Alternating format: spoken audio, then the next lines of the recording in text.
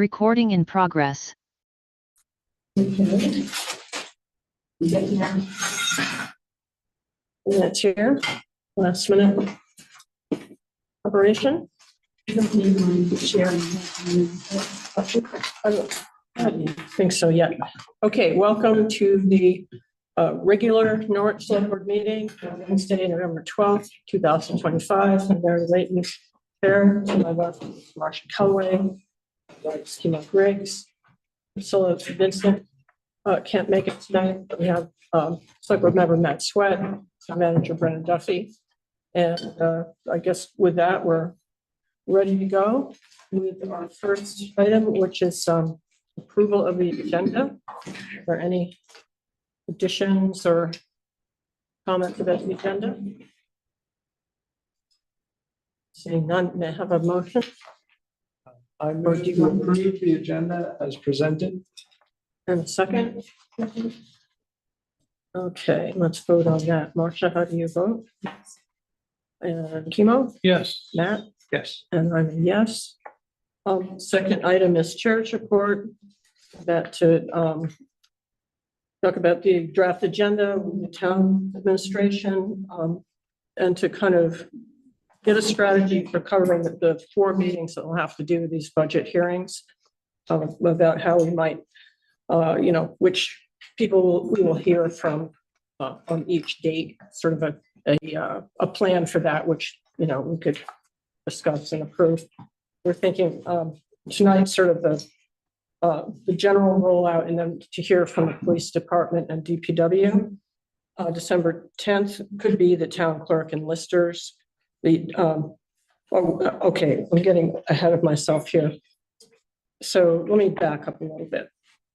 So tonight is the general overview, and I believe DPW and police is the most complicated departments. November 19th would be the other department heads. December 10th could be the town clerk and listers, and especially that the town clerk cannot make it on November 19th. So we thought it'd be convenient to have town clerk and listers speak on that night. And December 17th would be kind of a general discussion and wrap up. So that's what we were thinking, if that's convenient for everybody. We'll go with that. The other thing that I'm sorry, the wrap up is which date? it's the last second meeting in December, which would be the 17th. And just as in November, there'll be back-to-back meetings. And that will mean also for this meeting that we might need to briefly discuss the next meeting's agenda just before we adjourn tonight. Okay, another item that came up for me is I was asked to serve on a church committee for the UU Church that had to do with their proposed development that they may be involved in.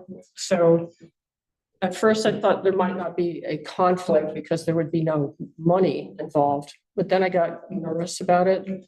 So I asked Brennan to get a legal opinion just for the context of the select board. And I think I'm going to take the most conservative view on it.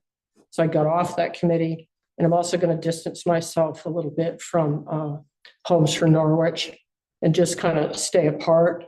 And if there's any perceived conflict of interest, I would just recuse myself. I don't think it will come up. I think it will be mostly the Planning Commission and the Affordable Housing Committee. They're going to deal with this, but just to make it perfectly clear, I really advocate for echo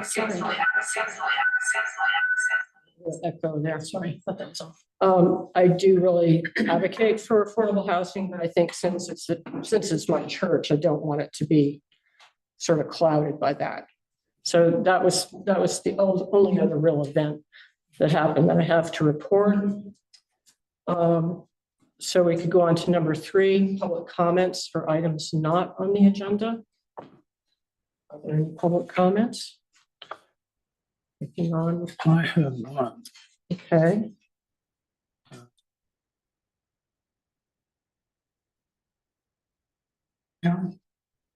Yeah, make a comment. Yeah, I'd like to compliment, thank, and congratulate all those who contributed to a wonderful Norwich Halloween this year. Thanks to Dana Witz, the Norwich Business Association, and Norwich Rec. We had carved pumpkins, so many pumpkins in places that might never have seen a pumpkin prior to this year. Norwich Inn provided a central home-based meetup spot with cider, hot chocolate, and cookies for everyone. Fire department and support team cooked up how many hot dogs? 777. There you go. And afterward, they safely put out the fire in the grill. The Grange contributed despite being closed up for construction. The Children's Art Studio and Norwich Bookstore hosted events. And the Congregational Church provided bread, warm soup, and cider. Many of our citizens invited us into their porches and their homes for far too much sugar. And the town stepped up to the plate by recognizing and organizing multiple events over a number of days, ably organized and publicized by Bree Swinson, Director of the Norwich Recreation Department. So thank you, Norwich. All right. Thank you very much, Kimo. All right, I don't see any other hands up for public comments, so we'll move on to presentation of the draft fiscal year 27 budget. Would you like to?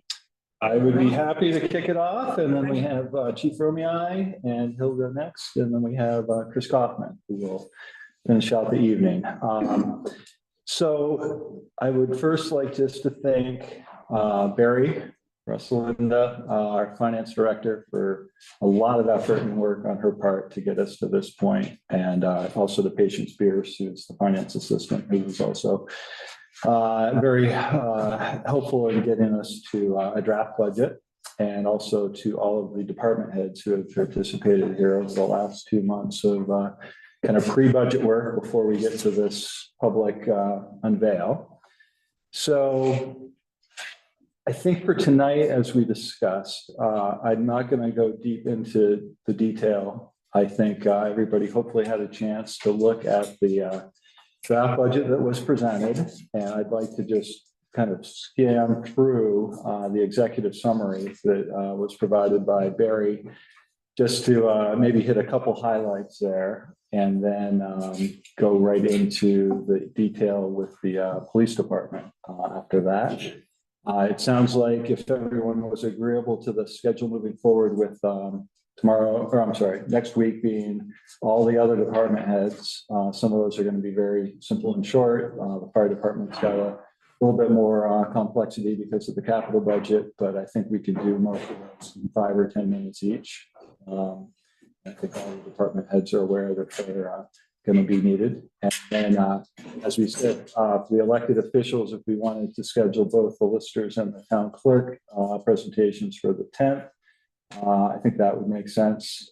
Then everybody will have a chance to kind of explain their budgets to the board and the public. And then, as you said, hopefully be ready to be pretty close to finish by the second meeting of December, whether we adopt a budget that night or whether we hold that until a early January meeting. We'll see where we are, I guess. So the highlights, I guess, are that we have basically a 2% increase from fiscal year 26 presented here tonight.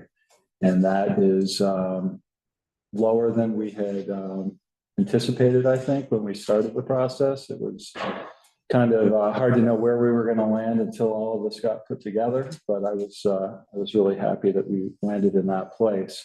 I will make an acknowledgement that this is a draft budget, and almost as soon as we published this on Monday, I caught one small error that was the result of a cell that did not get calculated. So this is going to change minutely. What we're going to see here is basically a 2.04% increase for the draft that we have, basically in front of us tonight. It was 2.5% in the expenditure and 2.1% in the revenue that went out in the packet. So if anyone noticed that should have matched up, they were right. There was a small math error of about $1,800 that got left out. So that will get inputted, and we'll put out for the meeting next week a revised draft that'll have a date that we'll know, okay, this is the next one that should be looked at. to let people know about that. Just working our way through here. So the total budget is about, well, isn't about, it's 7 million. The new number is 379,013. So that is, as you can see, about $1,800 higher than what we had put out Could in the you public. say that again? 7,379,013. Thank you. So obviously the expenditures and the revenue will match there. And that's where we get the 2.04% increase. So that's $1,800 on a $7.4 million budget.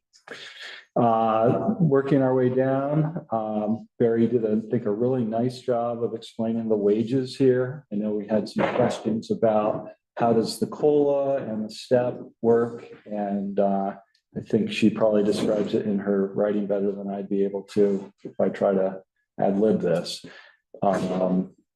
I guess the key point here is that we did double, triple check all of the employee the files that dictate where people should be on their step and grade chart.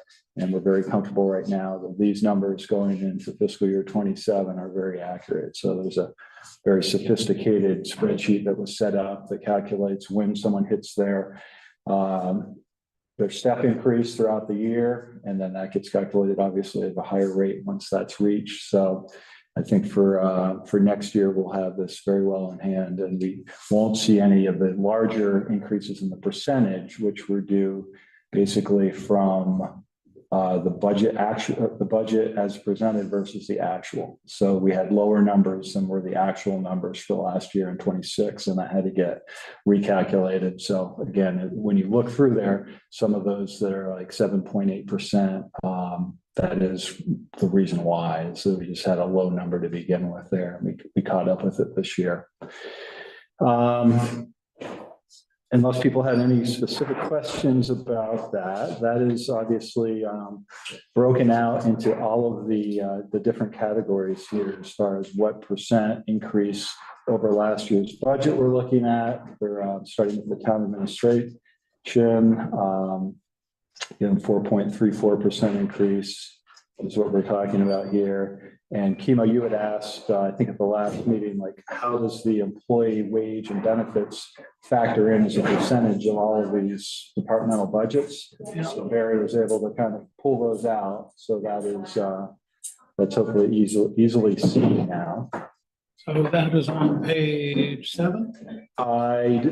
It's on page 2 of the, She did a good job at breaking it out per department, because each department's kind of different for wage, Okay, like that's, percentage, and then Where is it? overall at the end, which was also so that's department. interesting. so if you're looking on page 2, town admin, so 72.83% of our total budget is wages and benefits. And then again, not much other than that for operating expenses, 27.17. So again, without reading this out to you, as you've read it, I'm sure, we have all of the departments kind of as they are listed in the budget. And Barry has kind of pointed out some of the changes there. The one thing we caught that will be changing for the updated version is the town clerk expenditure. We had not included what was in there for the last year for $1,000. So it looked like it jumped all the way to $1,500 for this year. I'm probably not gonna go down that road because I think I'm gonna keep And it there back. may be other things that come up. That's fine. Yeah, anyway, it was not a 32.28% increase, as it turns out. It was a 16.4% increase there for that particular line because we missed $1,000. All right. Again, I think I will just leave unless people had a specific question that I can either answer or write down and get back to you for the next meeting. Most of these are up a little bit. Some of the capital pieces are down. And the net result of all of that is that if you go to the final page there, that we're looking at what was originally thought to be a 2.05%. It's 2.04% right now. compared to last year's budget. And then Barry had listed kind of how that breaks down overall as far as the budget. So capital, 14.5%. The wages and benefits, about 40%. Operational costs, about 38%, 38.5%. And the monetary articles make up about 7% of the total budget. So that is, I think, all I was planning to talk about today. Then unless there are questions, I was going to have Matt come up and talk through the police department in more detail. And Marcia has very graciously agreed to pull up the breakout of the police department as far as the budget goes. And then we'll also have, after that, the breakdown of the capital funds for the police department. I did have one question. Sure. What, and this is minuscule, but like, what is the statutory meetings expenditures? Is that just the cost of like recording meetings and posting them and stuff? I believe that is the cost. That would be a question that Lily could answer better, but yes, that's my understanding. Okay. So we have things that have to be done and paid for by the town, and that's where those fall. Chief Romei, are you available?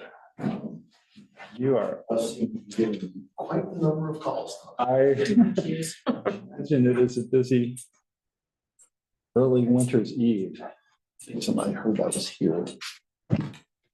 Yeah.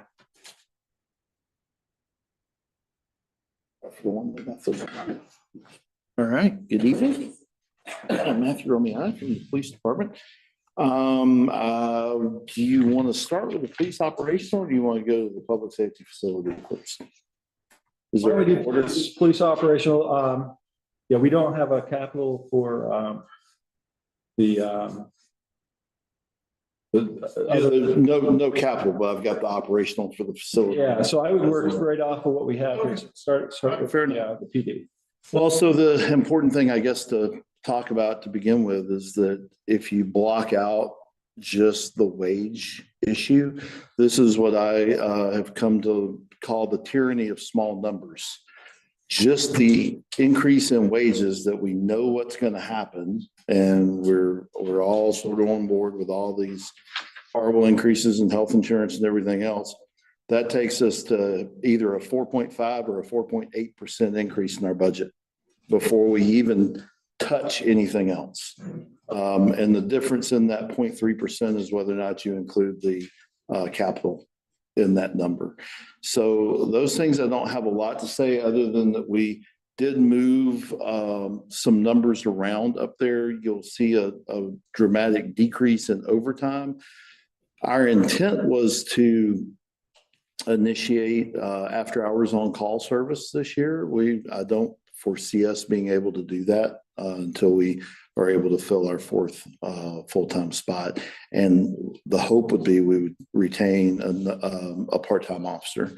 I do expect we're going to lose our part-time guy here shortly. He's in the finals for a kind of a job of his dreams. So if everything goes well, we'll be trying to get back in the market for a part-time officer or two as well.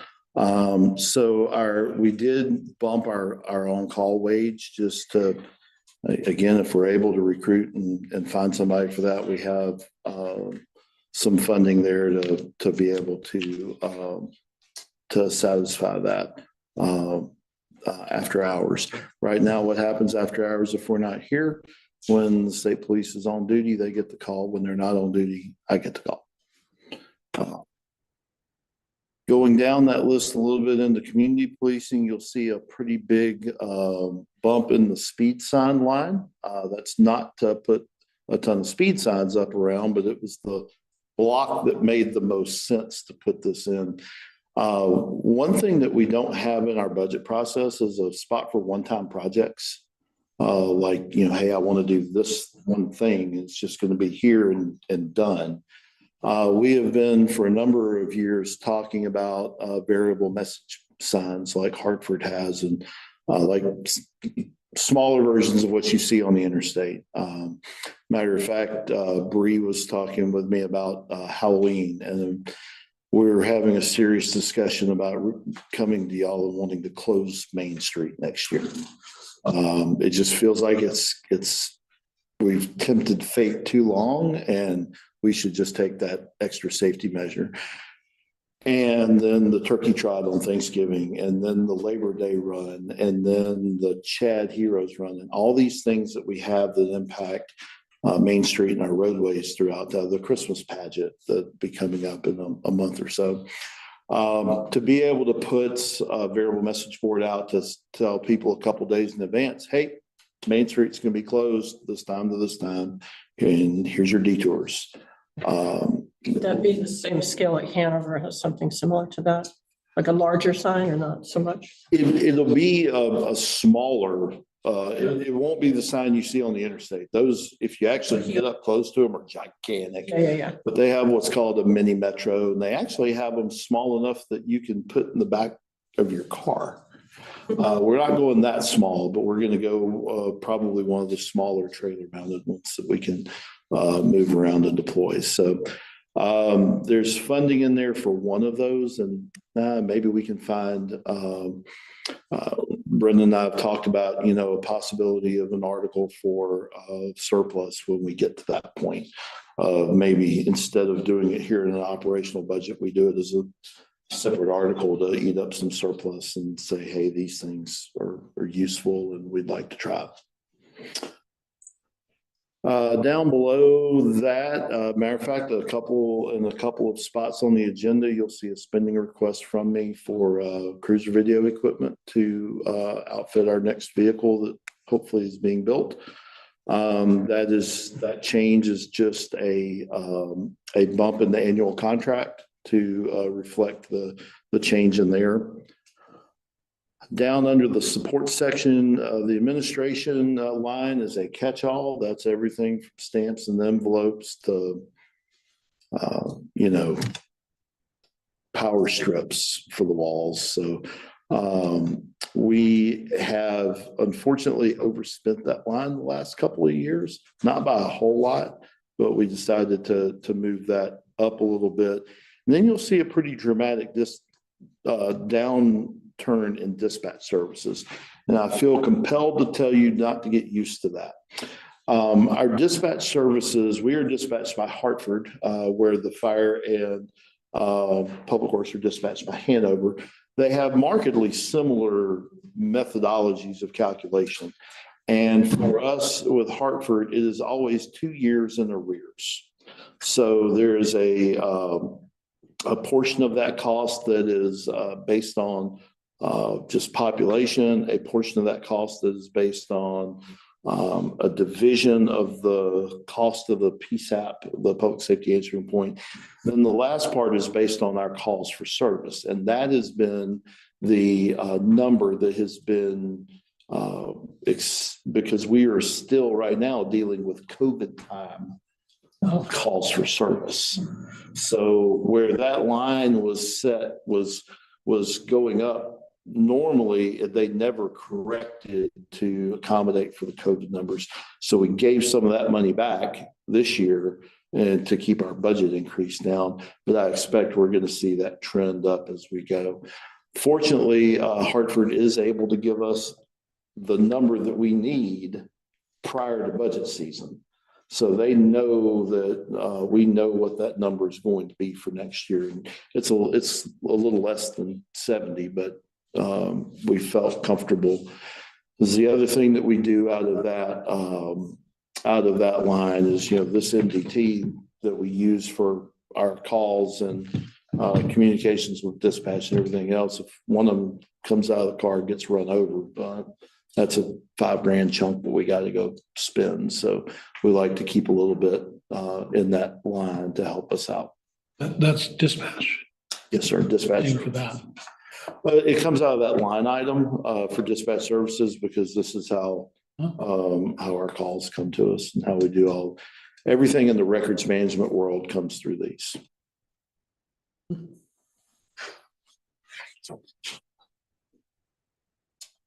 if we're good for that, that's the one thing that we took out this year that depending on how comfortable, I know Brendan and I talked about presenting this out. One of the things that my officers have asked for are tasers. Part of that is because we are almost universally here alone. Yes, we can get back up from the state police eventually. Yes, we can get back up from Hanover eventually. Yes, we can get back up from Hartford, maybe. And I say Hartford maybe because they are, Connie Kelly and I, the chief in Hartford, our kids play hockey together. So we talk a lot. They are absolutely bonkers busy right now. And there are times that they just do not, there are times where we go to help them.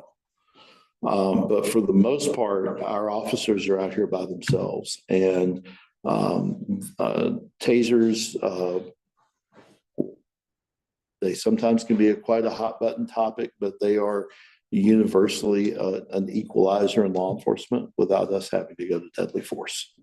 So I really feel strongly that I would like to provide that for our officers. Comes out to about $5,000 a year into our budget. So if that's something that when y'all get down through the chopping and you feel like you have a little bit that you can add back in, that would be what I would ask for. So that's not in here. That's not in there, no ma'am. We pulled that out trying to get as close as we could to that 6% number. Ask a question. Sure, go ahead. So how many would you need and how much are we looking at then? It's 4,800 or 5,000 a year is the quote we have. And that's, so there are ongoing expenses connected with them. That also means if one breaks or malfunctions, we can send it back and get a new one. So much of these things are becoming almost like software as a service. But then there are a number, like we have to do so many qualifications a year.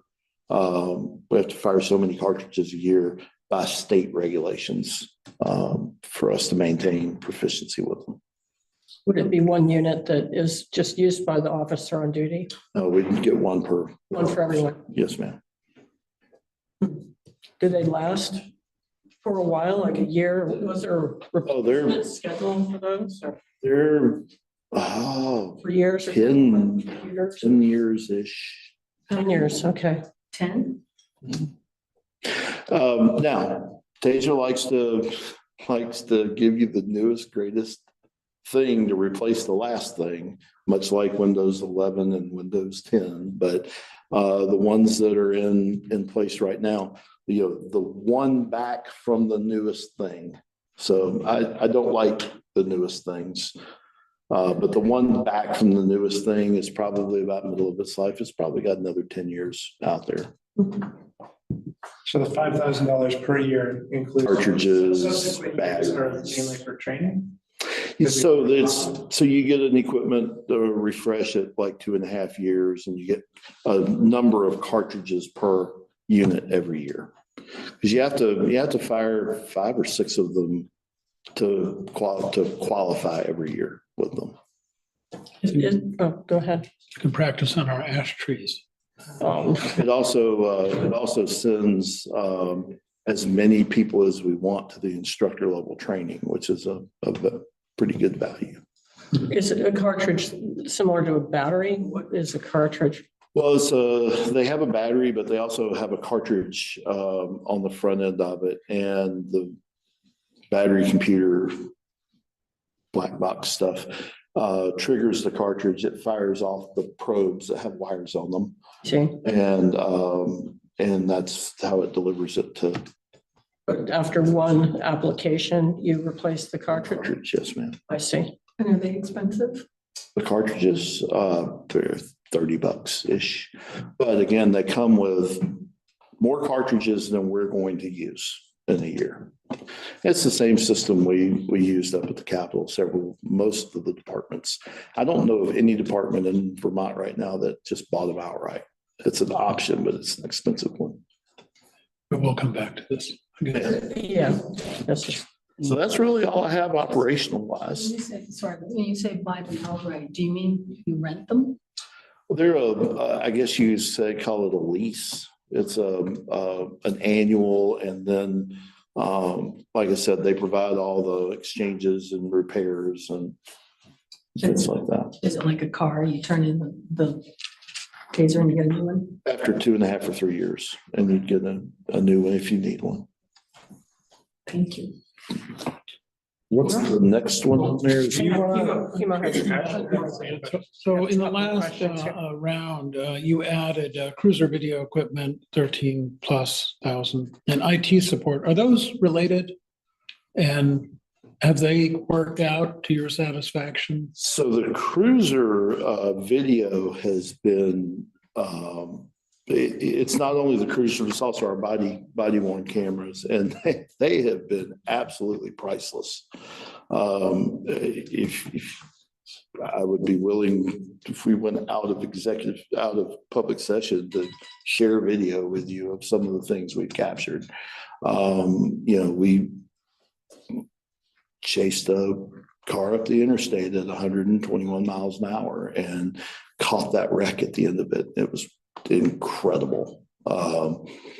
And those are the things, so the vandalism to our overpasses, you see the guy live and live in color.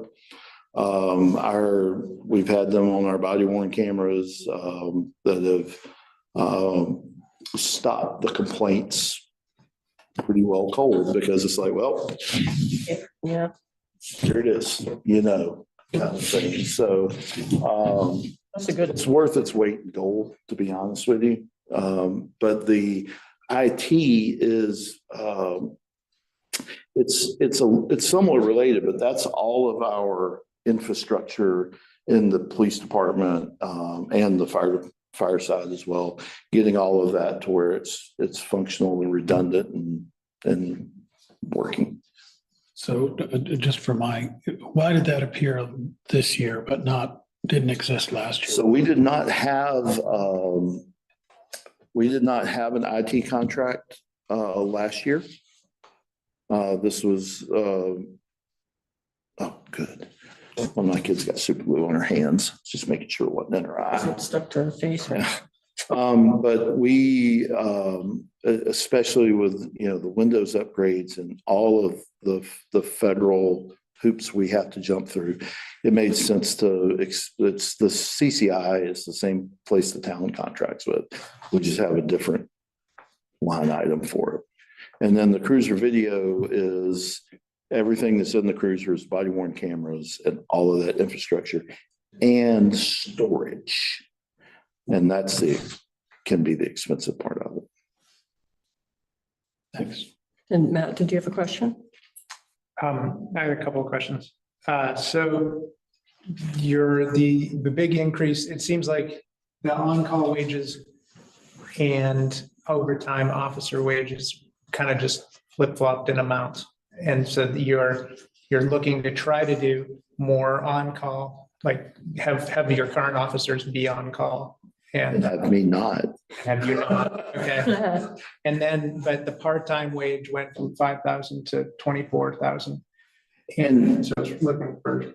So it documented, that was based off of what our part-time officer made this past year. I'm not sure he's going to be around for that one, but if we can replace him, if we can get another part-time officer, that would be about what that officer would make in a year. What that has come out of since the line was only 5,000 is because we have that position. Our fourth full-time position has been open. So if we were able to see actuals in this, we would have seen that an actual, for last year or the year before, was much higher than the 3,000 or 5,000 that was budgeted for. Yeah, it was about that 25,000 number. And I neglected to mention, that was one of the things I was gonna tell you is, so we're working with our auditing team right now. We're hopeful that we obviously won't have a formalized printed audit, but we should have a very firm number on the fiscal year 25 actuals before we get through the budget season here. So we're hoping in December to be able to fill in the column that's blank right now with substantive, accurate numbers. And that might also be helpful to people when they want to compare where were we last year. You know, we won't have actuals for this year, obviously, but some historical context there. Okay, that would be great. Yep. And then the speed signs you see as a one-time, I'm glad you explained that. I actually thought it was that there've been a bunch of, citizens complaining about or noting that there's been like a lot of high speeding. And I thought that was your solution to try to keep speeds down, so that's kind of a one-off. It's a trial thing to see, okay, we're gonna get one or maybe two if we can swing it and see how it works out. The speed signs we have are working. They're working fairly well, and we're, if we get, there's always going to be some speeding complaints, and we do target patrol after that, and we'll take we have a tracker that we can put out that will capture a little more granular data, because they'll catch them going both directions, and we can run data off of that. So we'll move that around if there seems to be a particular place. I have one more question. So there was in the revenues line, there's been like sort of a standing 10 grand expected in police fines. And so when I looked into actuals for FY like 24, 23, the actuals were a lot lower. So I'm curious. It's non-existent. Yeah, I'm curious your explanation. If you go back further, we did write on the tickets at one point. So if you write tickets and people pay the tickets, or they go to Judicial Bureau, then we get a portion of that fine money. But what you're seeing in that is that those COVID years where we didn't write tickets, where we didn't do a lot of traffic stops, and those are coming back. They're not quite as high as I'd like them to be, but it's hard to balance. Right now, it's sort of hard to balance because we've ended up in quite a number of complex cases. And it's hard to tell an officer, hey, I need you to put this, this burglary on hold and go write speeding tickets. So that's kind of what we're working through the balance of now. Correct. But you think your current estimate is kind of on for revenues? It's spaghetti against the wall. I have no idea. I don't even know that I've been able to find anybody to tell me how that's calculated, like at the Judicial Bureau. The Judicial Bureau is this like black box where things go to happen. I have no idea how it works. Right, and Kimo? Yeah, just a quick question on the designated fund 11. I think we were expecting that to be 35,000 through this next year. So, Now 60. so that's the cruiser fund. Yeah. So we're gonna go on the next slide to that, right? Okay. So Okay. if you can hold, Sure. Yeah. It's depending on that. I want to let just everyone know, so just to keep on track here with our schedule, so maybe 10 more minutes with Matt, and I want to give Chris a 40-minute or so opportunity too. A quick question from Marcia. Just a quick question about speed signs. Do you think we have enough of those electric ones? I think so. They are everywhere that the traffic study recommended them to be. And as usual, I'm hesitant to get outside of that without an engineer telling me that, hey, you probably need this here. And now, before we go to the capital budget slide, you want to talk a little bit about the public safety facility? Yeah, sure. If we can look at that one. At the other page. I think it's further down there. Can I ask one last question? The police officer wage is based on how many officers? 4, including me. 4 Your full-time. police chief wage? Correct. So it's based on 3. 3, and we currently have 2. Correct. Full-time. We have an estimate for kind of middle of the ground wages and benefits for the open. For the open spots. We're just. Okay, but yeah, okay, all right. Thank you. So on the public safety facility, and I don't know if that's up or, oh, yep, there it is. All right, so we lowered our water estimate because the fire department sat with me and we feel like that's a more accurate estimate of what we're looking at. But we did bump the electricity. That building is heated and cooled with the exception of the apparatus bay. It is all electric. So we looked back at our FY25 actual on electricity was 12,355. So we wanted to move that up to where I hate you. I'm 35 pounds down. And then you'll notice a line change if you're looking at anything older. There was a heating and an apparatus bay fuel line. Those are the same thing. So we put them together. And that estimate we feel like is pretty accurate for that, for those Modine heaters. Everything else, the only other real big increase, we did double the repair and maintenance line, and this will be a nice bridge into the capital and the funds as well. That building is getting to the point where things are breaking. Not due to lack of maintenance, it's just age. It's 7, 8, 9 years old. 2017. Maybe more like 10. So, last year we had an air handler go down, and it was down for a month until we could get the funding right and get it fixed. So we feel like there are some things that are going to come due this year, if you will. And so we want to make sure we have that adequately taken care of. And going down to the designated fund, then under the police station, we went from 15,000 to 25,000.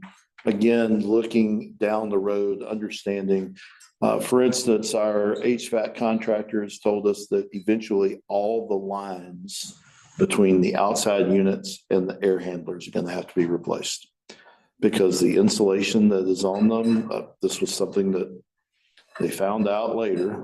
These are not the guys that put it in, but that those corrode copper lines. So we know that will come due at some point that we have to do that. And there's also some little projects that we want to try to accomplish that we'll look at accomplishing towards the end of the fiscal year with what we have left operationally, like cleaning and painting the outside of the building and doing some of those things. We're also looking at a lock project to really get us CJIS compliant so that we're a little better outfitted there. Can you explain that? So we have 37 locks in that building that when somebody leaves, we have to go around and reprogram all 37 of them. And we have to change 9-volt batteries about Talk to each other. every 3 months. Locks. So so we've quoted that out. It's gonna be about 25 grand to just wholesale replace all the locks in the building. So instead of doing that, we'll take it, we'll phase it at the end of the year, and we'll take what's maybe left over in our operational fund to try to phase that in to where we're a little bit better situated. That, and I have absolutely no earthly idea what a maintenance schedule for a building looks like. We're still trying to work through finding one of those. Like, when does a hot water heater, I know for my house, but when does a commercial hot water heater, when do we need to plan for that? So we're trying to develop that building maintenance plan with DPW as we go. Back to the other designated funds, Kimo, you picked up our cruiser fund. Is this another slide? Yeah, Marcia, if you, oh, there we go. I'm gonna have to zoom in on that sucker. So for years and years and years, our cruiser fund was underfunded. It was funded at $35,000, and there's no way to buy a cruiser for $35,000.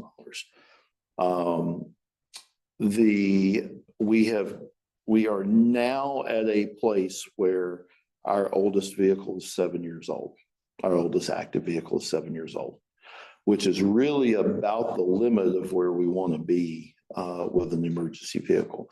That 7-year-old vehicle also happens to be the one with the most gremlins in it. So with the next one that we get to replace, that one will be out of our hair. But we've got the fleet in a little bit better shape. We are running a 6-vehicle fleet right now. And we really looked at this to try to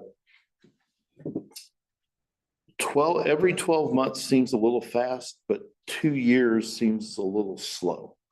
So we're really kind of looking at maybe like an 18-month cycle to replace them.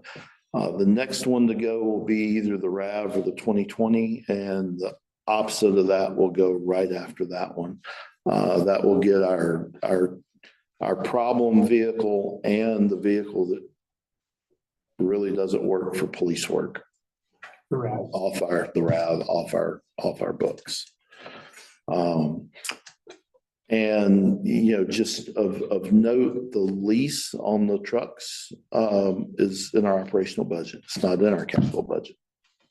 So, you know, it will pick that up when we get to the end of those life cycles. So you'll see that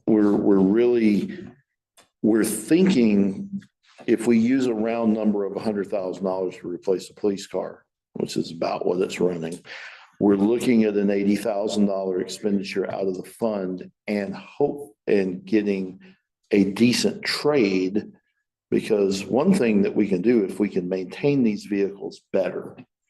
For instance, they're all getting undercoated now. They're all getting detailed and waxed twice a year. It's those little things that keep these vehicles serviceable, so that, you know, like when we got rid of the 2013, we were lucky to get a couple $100 for it because it was in that shape. So we're hoping that we still have a vehicle that is enough to sell for parts, or, you know, that type of output off of that asset, so we can recoup a little bit of the money off of it. So that's why you see us going to a little higher input every year to try to catch us up to where we need to be. So you're looking at a 7-year rotation, is that what you said? No more than. And then there's always the, you know, fire truck got hit today on the interstate. So there's always those things that happen that we need to have a little bit tucked away for. So what we're looking at for request for this year for that is $60,000. Can we have a copy of this? Just because I can read it from here. Yeah, it's also, you have it here. Oh, it's in here. Yes. Okay, that's just not in the Back packet. page. Okay. No, so we'll put these into the packet for next meeting as an FYI. Just so anyone that wants to take a look at those that's not here tonight will be able to see that as well. That'd be great. And And I will say, outside of vehicles, we don't have capital items. The radios that we currently have do exceed that $5,000 threshold, but the radios we're buying now don't. So we're trying to get as much right sized and right moneyed as we can. That's great. So if people are okay with Fund 11 or with. Just, I'm trying to understand the grid. So for 2027, you said we're looking for 60,000. Which is at the top of the grid. Yeah. And then the estimated fund balance, that's the remainder, right? Or 1,787. And then the 80,000 is, An expenditure to buy the next vehicle. okay,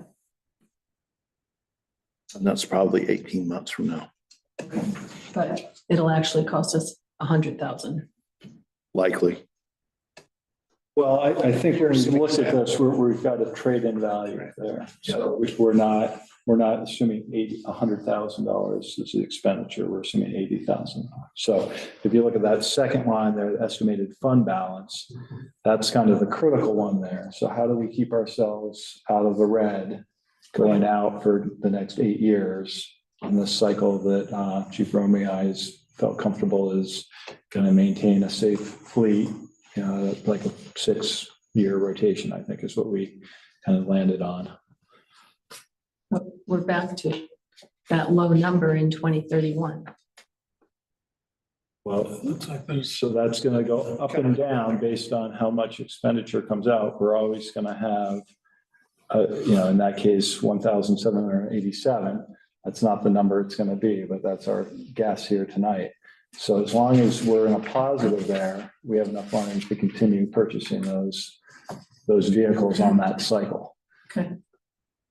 And this, again, we're guessing out, way out for what these things are gonna cost. This is kind of a moving target. So we're trying to give a 10-year estimate. So we have kind of some continuity to plan around, but these numbers might morph. We might in 2 years say, geez, we got a budget, $100,000 now, even with the trade-in, because they've just kind of continued on this cycle of escalation. Yeah, I'm just wondering if it's a little conservative. Probably. might be, Can you speak to, you currently have yourself and 2 officers. But our goal is to have 6 cars.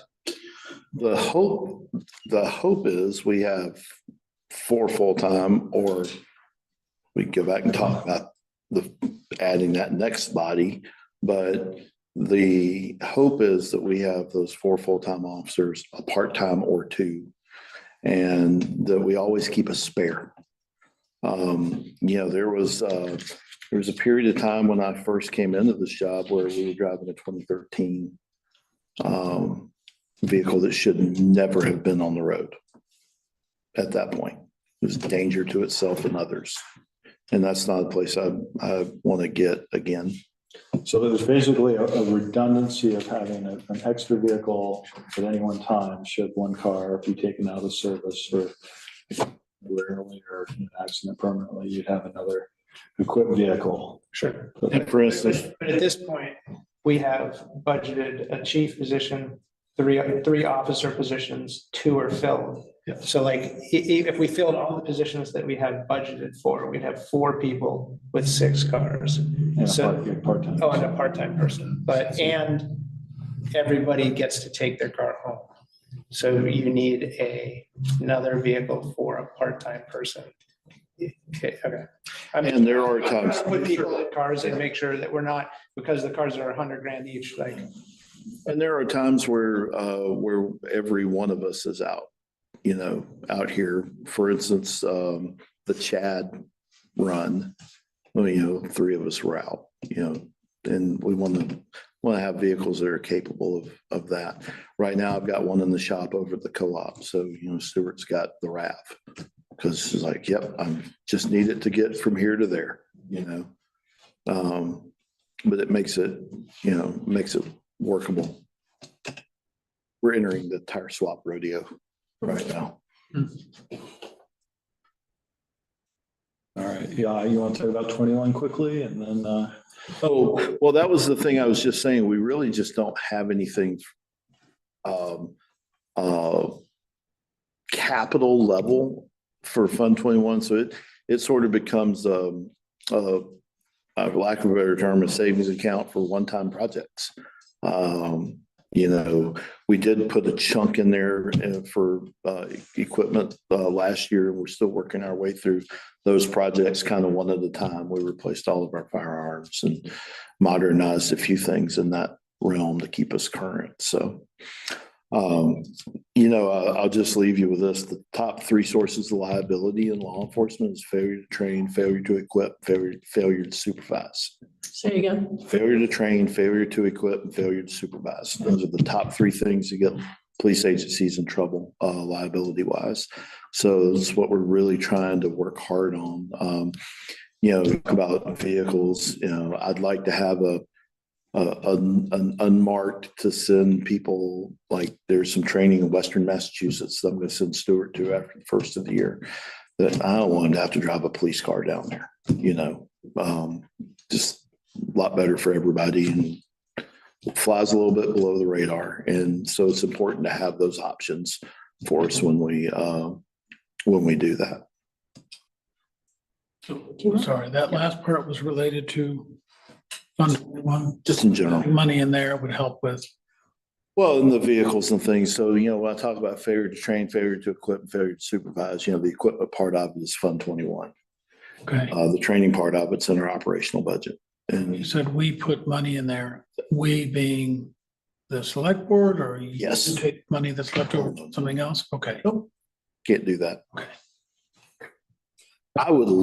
We talked about crosswalking stuff and doing stuff like that, but much too complicated of a conversation for tonight. You have 18,000 in cameras in the line item for the equipment fund, but like all the cameras are taken up now in operations, right? Because you That was, basically service contracts. I think I'm reading it right. yep, so that was our first year to get all the cruiser cameras installed. Okay, that's That what you're was- asking for later on in the night, right? Is that video cameras? Well, that was an anticipated expenditure this year, but it's not. I don't know why that's a 26. That might be a, I don't know. We paid for blue lights in a police car out of that fund, and it's very strange. Well, I guess That's all right. the short story is we're looking at kind of $5,000 ongoing allocations to that designated fund to kind of keep some money in there for uses that are going to be determined. And the bigger amount that went in there was last year in 2025, 30,000. Okay, great. Sorry, I was misreading it. What's the EP4 equipment? Well, that's what I was saying. That's the RAV. That was when and there's nothing in that line, I don't think. I think those things got translated over incorrectly, because that's showing us buying that equipment this year. And then, so I don't think that's, Well, we can look at it. yeah, We can look at I it. think that's an error. Apologies. That was the blue lights for the RAV when it came in. So that was, I think it got messed up when we changed the years and stuff. So that's my error. So total capital plan request is 65,000. Well, for vehicles and this, that doesn't include the facility. Right. Very good. I think you're good. We're kind of right on time here, and thank Be you. back in a few minutes to. Well, it's not, you can take it on. It's okay. Nobody's watching. So what, on TV, nobody's watching?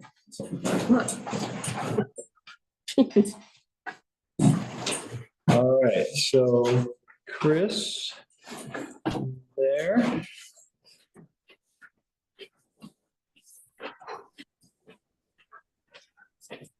Guess he'll have to speak, so we'll know he's here, right? Yeah, I'm here. Can you hear me?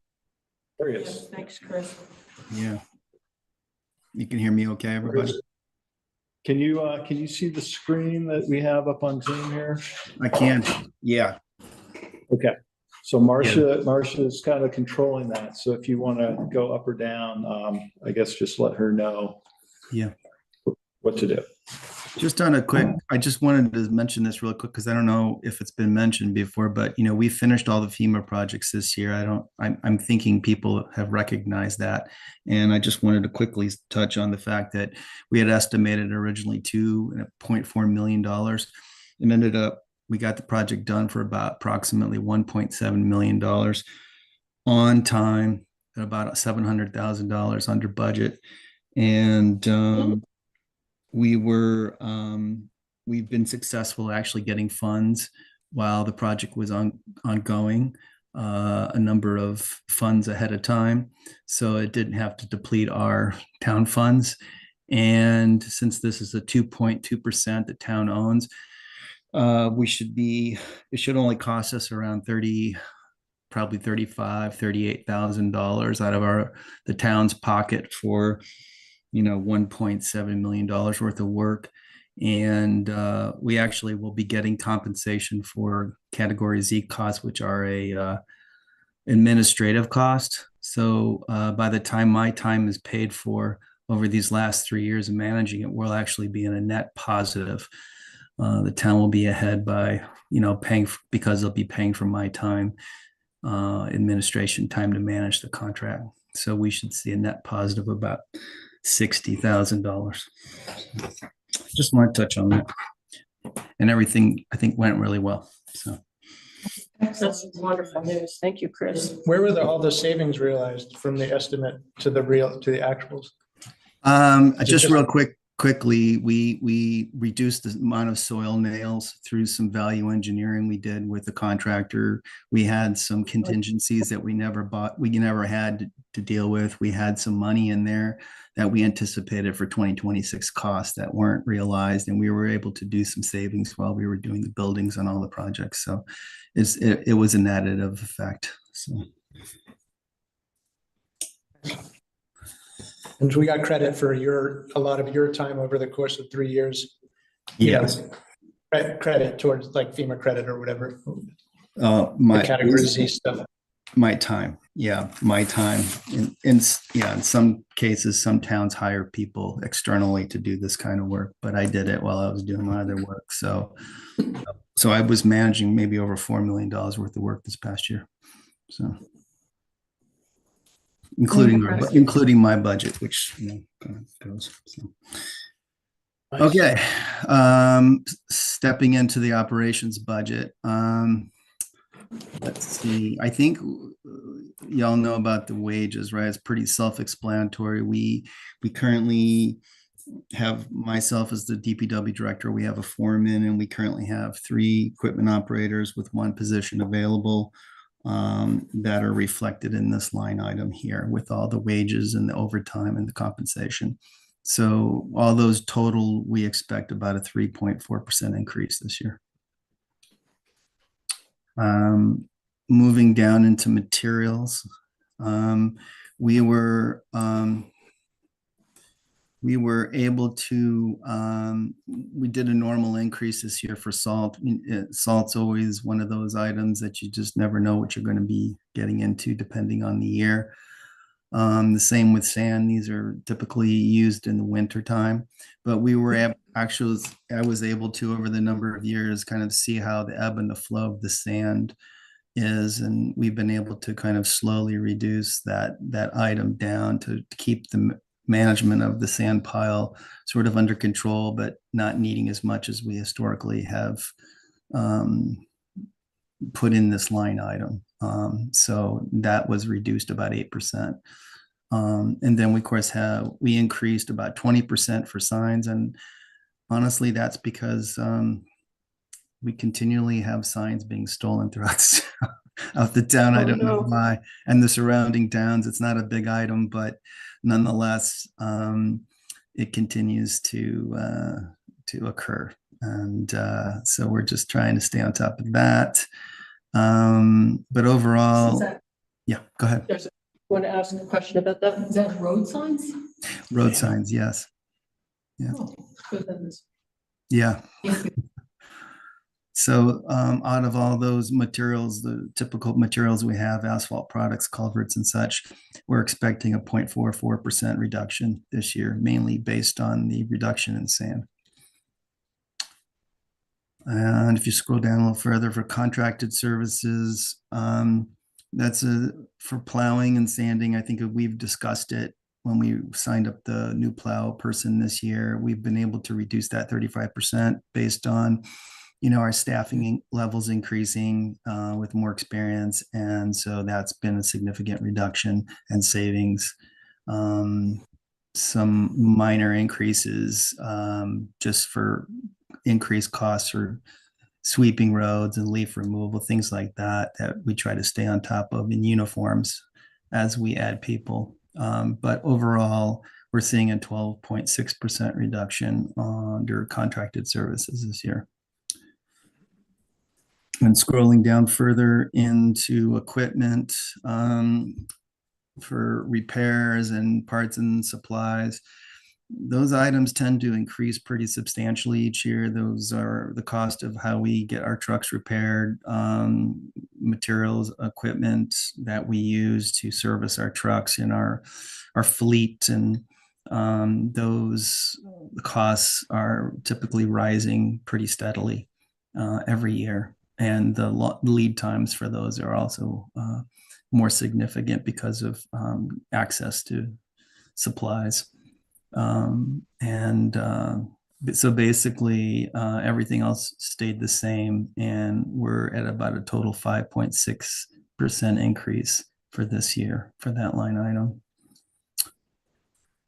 Under the highway garage, I think everything's pretty straightforward here. The only thing we did increase is supplies because I anticipate I've been trying to provide more shelving and more internal. We have a real space problem at the DPW, and so through organization, and we'll talk about it a little bit more when we get to capital cost. But in terms of trying to organize and save space and make sure we're not we're being as efficient as possible. We just need extra supplies. So it's not a big dollar item, but we just need to stay on top of that. And then there's some more administration costs that climb every year with more staff and things like that we deal with. I see a 9.6% increase this year for the highway garage. We'll cut, and you can skip over the capital expenditures because we'll get to that when we get to the separate capital costs. So for the total expenditures for the DPW, just the DPW itself, I'm seeing a negative 6% increase. So basically a reduction based on the savings that I pointed out earlier. Okay. Any questions on that so far? Yeah, I was curious, under road crew wages, back up at the top, it looks like the wages went down from last year's budget, and so I wasn't sure, are we, how? Well, the wages fluctuate based on people coming and going. So, people that have been here a longer time, they develop a higher wage. And then if they leave, which some people have left, people come in and depending on their level, generally they start a little lower. So this is probably reflected in some of that, just the ebb and flow of personnel. So. Okay. Mm-hmm. One other question, because it was raised, I think, last year, and the difference between your line item for culverts and sort of the culvert designated fund. Can you just speak to the difference in the two things? The culvert and the road supplies here, that is just mainly for smaller culverts, things that we can kind of do internally, whereas the culvert fund itself is for larger, higher, more intense construction where we have to go deeper. We need larger pieces of equipment. We're on a steep slope. It involves paving and other things that, require a little bit more of a designated contractor to kind of support that. Great. So I guess going down to building and grounds, this is sort of under my level here. We have a couple of folks here. We have a facilities maintenance manager, and then we have a building and grounds technician, which we currently have filled recently. Basically, with wages and benefits for those, we're seeing a 2.9% increase. And then if you scroll down further, everything's pretty flat. Little increase for tools. But again, I think at the end, we increased a little bit more for the designated fund. We wanted to drop some more money into that for equipment purchases, but overall, we're looking at a 5% increase for this coming year. And moving on to solid waste, basically taxes and the station wage is sort of based on the current wage levels for our staff. We have currently 3 folks out there.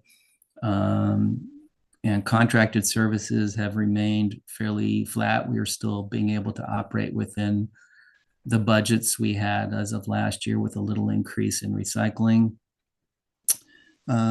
Equipment, again, I would say pretty flat. We're able to manage within the budget we had established last year. And I think the only increase significantly was the phone. We provided internet service out at the transfer station. I believe some of that has to do with some of that stuff. And the total expenditures increase this year is 2.9%. Did you say, Chris, that you provided internet service? We expanded the ability to get internet out in the yard further, which allowed the transfer station to benefit from that. So we could eventually look at possibly, it makes it easier when people want to use their phones out there for, I think, the better bins stuff. And then there's also some benefit for the folks that work up there to be able to access the internet for looking up any specific issues related to, recycling things and things that they're able to use. And I think at one time we'd also talked about possibly going to a non-cash exchange. I don't believe that's Is that possible with the fix that you have for the internet at this point, or does it need to be more robust? I think, it's always a challenge in Vermont, anywhere you go. I think it's sketchy up there for sure. And if you stand in the right spot and lift your leg at a certain angle, it's pretty good. But so it's not it's not a cable solution, right? It's some sort of transmission. Yes. That you're able to boost. It is, right. We have this transmission that we had somebody come out and lay it out, and we looked it up. It's up at the transfer station, but everything has to be kind of perfect to get everything sort of perfect. And so there are times where we don't have good service at times. Half a bar or something. Yeah. It's about that level of bars kind of thing. Yeah. Thanks for that update though, because we've been thinking about that for a long time. Yeah. Good. It's incredible. Okay. It's incredible, Chris. I'm impressed. Okay. Well, thank you. If you want to scroll down further, was that it? I can't remember. I think there's another little more, Tracy Hall. Oh yeah. So I think the total with the DPW expenditures outside of Tracy Hall, we're looking at a 4% reduction this year, from basically 2.7 million from 2.9 million to 2.7 million. So we've been able to tighten our belts and work within a 5%, almost 5% reduction. So this year, which, since my budget tends to be sort of the large piece of it, it tends to fluctuate things pretty drastically with overall. And Chris, let me just real quickly, because this is a small increase, but so the Tracy Hall, as you can see, most of this is pretty well level funded. The heating, a little bit of a gas right now. So we're going to have a new heating system in fiscal year 27, which will be propane, and we're hoping to see some decrease there. We actually budgeted a little more just to be safe, but I think that was really the only one that went up significantly. We also increased $1,000 for our elevator maintenance, and that's part of our Tracy Hall wish list discussion as well. So the maintenance is not the replacement or the rebuild that we're talking about. Obviously, that's just kind of periodic, keeping things safe and inspected. Yep. Questions, Chris? I had a couple of questions. Yes, okay. The big building, that you have your office in, and the equipment. I think you had mentioned at some point you'd like to see some major work done on that building, to get a larger bay. Yep. And fix a couple of other things. Is that something you'd like to do that's reflected in any of this? It's going to be on the next year. Good segues, Kimo. Yeah. Designated fund. Yeah. The next discussion about designated fund allocation. Okay, my second question, thanks for that, is the transfer station lacks comfort in terms of there's no toilet, there's no running water, you can't spray out a bucket when you go up there and dump, whatever that stuff is called that you dump into the bins. Composting. Is there any idea that we might improve the facilities up there for both employees and users in the future? Well, currently we have a portalet. I know it's not a high-end toilet. It is a place for folks to use the restroom. Of course, to avoid them coming all the way down to the facility itself, especially on Saturdays when it's closed. But that's currently what's there right now. There would be some challenges, and I would say some expense, we'd have to look at that, and whether or not the town would want to, expand that level. Septic system, for instance. Yeah, there's septic, there's water, there's a number of things that would have to be addressed. Okay, so nobody's looking at that right now. Not on the No. immediate horizon, no. Thanks. Marcia, could you pull up the last slide? So this is going to be a little tough because it's going to be small. Because we were trying to go out 10 years and be able to look at this. So we might have to I'll just scroll and. toggle around a little perhaps. Yeah. So what we've done is we have different funds, as you well know, for our designated funds, and I'll go through each one of these, and I won't go through painful detail on every one, but I'll just kind of cover some of the high points. This year, we're actually, just so you know, the $218,934 that's in 2026, which is this fiscal year, we are expecting to receive our brand new truck at the end of the month, and this month, and then we're going to be turning in truck number 8. I'm sure you'll all miss truck number 8.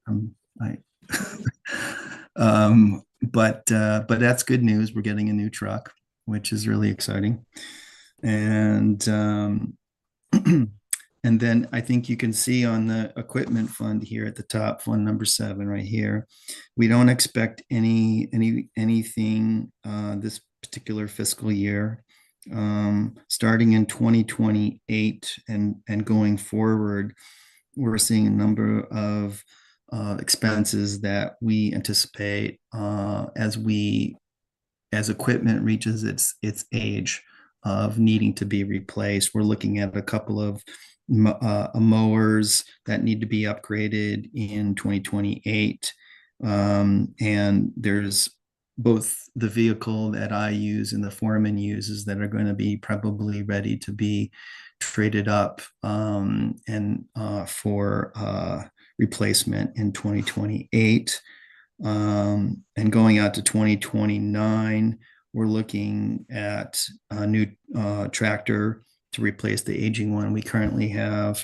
And then also starting to replace our trucks over the next 2 years, 29 and 30. Part of that was signing that agreement that we would get in line to be ready to receive a truck in the future. But this agreement that was signed was just to get us in the line to be a part of the production of the future. And then when we're ready to actually put the quote together and do all the details, we'll move ahead with that. But we needed to get that moving now because there's such a lag of time. It's 2+ years waiting, just a year just to wait to get in line for some equipment. And then going out further to 2030, we're looking at a new grader and another, like I said, another truck, and so on down the line. By 2031 and 2032, we're looking at a new excavator and a new loader.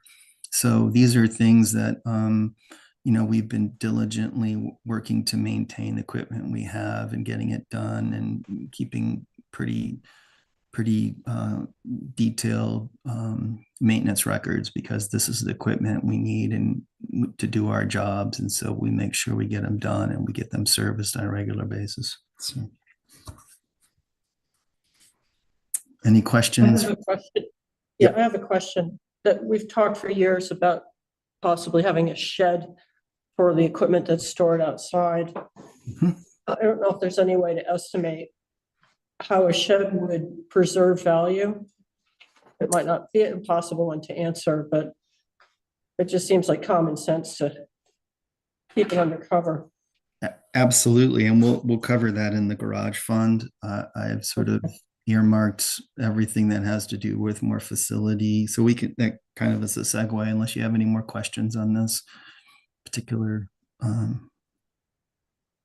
equipment fund. Well, I have a question. Go ahead, Kimo. We have a collection of equipment that's sort of a, it's a fixed list. Do you think that list is the right list moving into the future? Or should we have more of something else? Or has been a different type of truck or excavator invented that has multiple uses? Or are you happy with this? I mean, it's a pretty straightforward collection of tools. Yeah. Right? Yeah. And it works for the town. There's no reason to change. Well, there's always things that are nice to have. We currently rent a small mini excavator, which is extremely handy, but we use it for a couple of months to do Sure. ditching in the summer, in the fall. But what I have Mini found is excavator. excavator, yeah.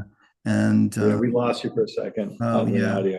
yeah, sorry, the mini excavator. Do you rent an excavator? Was that the Yeah. missing piece? Yeah, and I found it to be more affordable to do that, to just rent it, because we use it for such a limited time. With all That's of the our, lease thing that we saw, yes, the line. yes. Okay. Mhm. And there's, of course, there's Thanks. other little things we could get. We have some equipment up there we really never use. There are some things that we could fine tune over time that I think might be handy, but I think the current ones we're currently using are the ones we're regularly using and we count on quite a bit. Do you keep two graders in service? Like, are you using both at the same time during the summer? Yes, we use two graders, and it's extremely handy for a couple of reasons. One, because grading takes years of practice to get good at, and you having one person that has the skill level to operate it and another person or persons that was working on their skill set to be able to go out and work on the roads and also support the main grader is really I think a really positive thing. And I think we should always try to keep, like I have a replacement of our oldest grader in 2030, and I see our newer grader falling back to as a training and secondary support to our graders, because we have quite a few gravel roads to manage. So. And Chris, is this the exhaustive list of our equipment? Well, Stuff.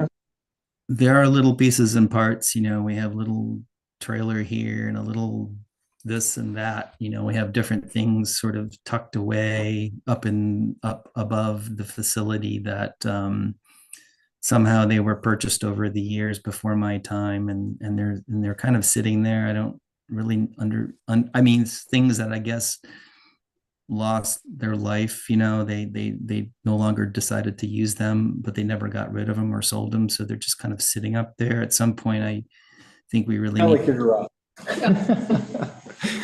Spare parts. So this is section. the working toolkit. This is the one this is most of what we count on to do what we need to do. Yeah. Mhm. All right, should we work down to Yeah. building? Building, this is, I think, what both Mary and Kimo Kimo were was talking. referring to. Basically, if you scroll to the right a little bit, yeah, thank you. So currently, right now, I anticipate looking to bring a architect slash engineer on board sometime this fiscal year to help us start planning for what we really need to do at the DPW. I think some folks have come out and seen the DPW. I'm not sure if everybody has, but I think most of you have been out there. There was an expansion built on the facility maybe about 10 years ago or so. Unfortunately, it was a fairly rushed job. A lot of change orders at the end. I don't think the work was that well done. And we're sort of feeling the effects of that today. And there were a number of things in a report that were done prior to that that didn't really get accomplished. I think at that time when the building was torn apart, that was really, I think, a time to look at replacing the entire building, but that never happened. And so what you saw happen maybe about a year and a half or so ago, I think it was, Brennan, maybe, we had the front of the building where we had one of the beams that was rotting away, and we actually had to leave the building for multiple weeks because we couldn't be in the building because the beams in the front of the building are in such dire condition that the building was in structurally unsafe. So luckily we had somebody come in, we had a structural engineer come in, they did the repair, we're able to re-access and utilize the building. But again, this is a repair. It's not meant to be a really permanent thing. And the other beams on the front of the building, this prefabricated metal building, are not in good shape, frankly. And it's a 1970s circa building. And the other problem is the doors on the front of the building are so woefully narrow with the current kind of plows we have on today. I can tell you I've got maybe a couple inches on either side of the plow as it enters and leaves. And you can well imagine what that would be like when you're moving a huge piece of equipment in and out and you got 2 inches on either side of the doors. That's why there are damage to the facility every time, not every time, but at times, because we're moving in and out in inclement weather, it's dark. A lot of issues there. Then of course you've mentioned about having cover like a pole barn for the equipment that's storing outside. I think that is very important to have to protect the equipment we have as we purchase new equipment. The new tractor we have, we're actually parking it under the fuel depot after I cleaned all that out, and we're actually created a space under there. But that's about all I can store under there and safely fuel up all the equipment we have to fuel up, and the fire trucks and the police come in and out. So I mean, we're a multi-use facility, not just the DPW, but a number of other important services for the town. And then there's a number of other things in the building in terms of having proper insulation. That we have leaks in the buildings. We have some drainage issues with oil that I frankly don't even know where it goes. I don't think we have an oil water separator. I really don't know where the drain goes to. I've tried to figure it out, but we really need to. There's just a big, huge problem there. And I think what I wanted to do is, you can see the money. So what I wanted to do is bring somebody on, develop a plan over the next year, a thoughtful plan, and not expend any money in 2020 and 2027, give us a chance to start thinking a little bit about what we want to do and lay out some plans. And I see it as being sort of a process where we phase in, we talk about it, we develop something. What I wanted to do was put some money in here right now is just a holding card. These numbers don't, there's 300,000 and there's 175. I just put some money there because I felt like, those are the kind of numbers we're talking about, but it could increase. But I think we need to plan for it. And they may increase, and we'll know better once we bring somebody on this next year to help guide us in determining what we need to do and how we need to do it. I have a question, just to sort this out of my mind. So is this, where it says 2023 improvements at town garage, is that 50,000? Is that what you're talking about to bring in the engineer? Yeah, I some of those, these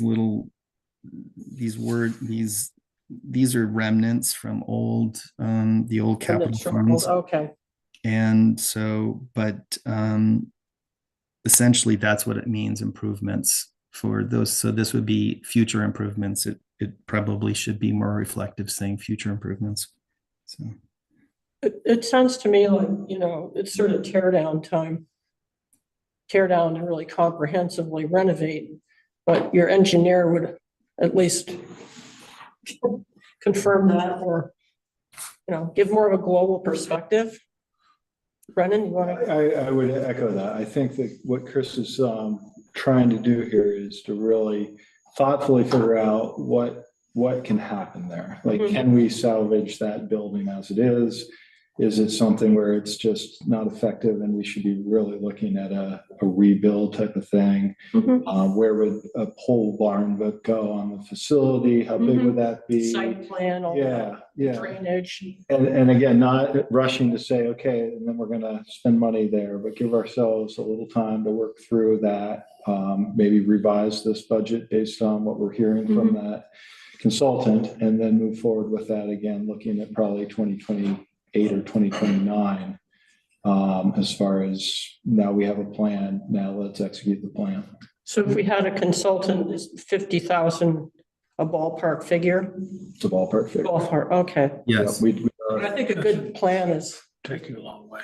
yeah, We do an RFP and we'd solicit. right, get bids and all that, what the work would be, and I think that's a good ballpark. I think it's very timely, and even wondering if the new truck will fit through the doors. Well, it will, but I really do think it's time. I mean, there's a number of towns around Vermont that I've seen that have started to, they've had to tear down their facilities and build a new facility for the future, with the size of equipment and everything that's happening today and all the. I mean, this is an important, the DPW, even being here or not being here, it's important for the town. It's important for all towns, especially in Vermont, to be able to have their roads safely managed and have the tools necessary to be able to do this and do it in a safe and thoughtful way. So. It always seemed to me that the footprint of the building wasn't even right, you just need a bigger space and it needs to be better suited for the future. Yes. Yeah. We have a repair bay, but it's so narrow that when I get a truck in there, we kind of have to it's like an airport, like you're on an airplane, the little aisle. That's what you get. So it's tricky for sure. It sounds very timely to look into this. Yeah. Yep. We put too much money into this equipment to not take care of it properly. Yeah, it's important. It's important. All right. So, Chris, are there any other funds that you want to talk about quickly? I don't think so. I think everything else hopefully is pretty self-explanatory. I know when we get down to bridges and paving, just to touch on that, we really didn't have much money in our paving fund, frankly, or our equipment fund really, when I came here. So I've really been working hard to put money away to build a capital budget that we actually can utilize, and there's funds there. There wasn't much of anything. So I've been really working hard to build actual money that we can do, because specifically for paving, which is a little lower for Fund 42.